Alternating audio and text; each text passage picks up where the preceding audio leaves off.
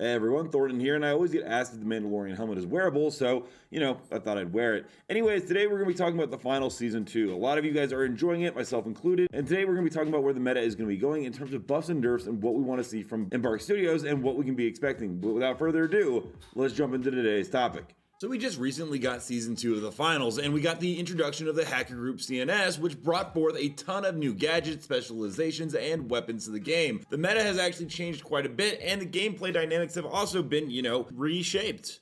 Data reshaped. Haha, don't worry, I'm not going to do any more of those. Anyways, alongside these additions, there are balancing changes to existing elements that have been implemented. Overall, a lot of the changes are very good, and we're going to go over what happened and how the meta has changed, but we're also going to go over some things that they continually will need to do going forward in the season and what needs to be buffed and nerfed next. Let's go ahead and talk about the dematerializer right now for the medium build, and it's actually a pretty big game changer. It allows a lot of players to create temporary holes in surfaces, and the specialization not only opens up that line of sight, but also allows you to get good escape routes. It's overall probably one of the biggest buffs to the medium class, and I don't know if it'll stay as powerful as it is right now. Maybe there will be some adjustment about how much you can actually fire through it. There's also 3 new gadgets. There's the anti-gravity cube, which offers unique mobility options for heavy builds by lifting players and objects into the air. I actually think this is very, very well balanced and haven't had any issues with it whatsoever. The gateway introduces teleportation mechanics for light builds, enabling swift movement between designated points, and the data reshaper, which is exclusive again to the medium build, introduces a fun twist by transforming objects, including enemy defenses,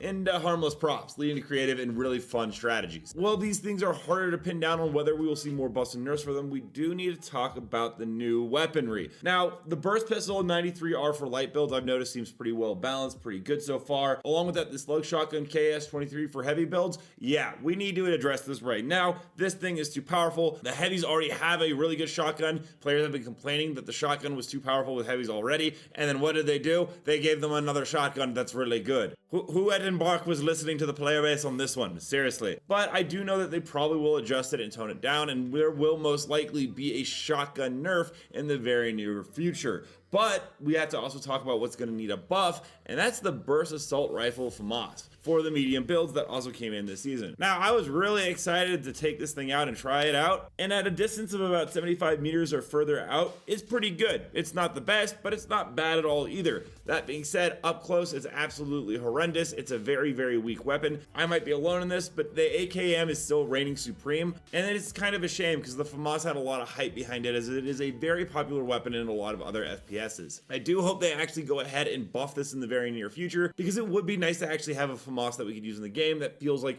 really fun, kind of like old school Call of Duty. In tandem with these additions, there have also been balancing changes that have been made to existing weapons and gadgets to make a fair and engaging meta. Notable adjustments was actually the disarmament of explosives on throwable objects, diminishing returns on nuke damage based on item count, thank the Lord, and fine-tuning of damage mechanics for toxic gas and dome shield. Along with that, they've relocated certain gadgets if you were just coming back to the game, like motion sensor, sonar grenade, and tracking dart to different builds to optimize their utility and also, just change up who people are playing. I actually like this a lot, and I think it makes it a little bit more fun and engaging. Along with that, there have been tweaks to the defibrillators mechanic that now make it a couple of seconds before the person gets spawned in. Thought this was a great change. As a medium build that runs defibrillator, it was incredibly overpowered last season, and it's nice to see that they've actually tweaked that. I will say right now, there is a bug in the game though if you are using the healing beam. You might notice that when you're running around, sometimes it doesn't actually fire and heal your teammates, which is really, really not fun because the whole point of that class is to heal people.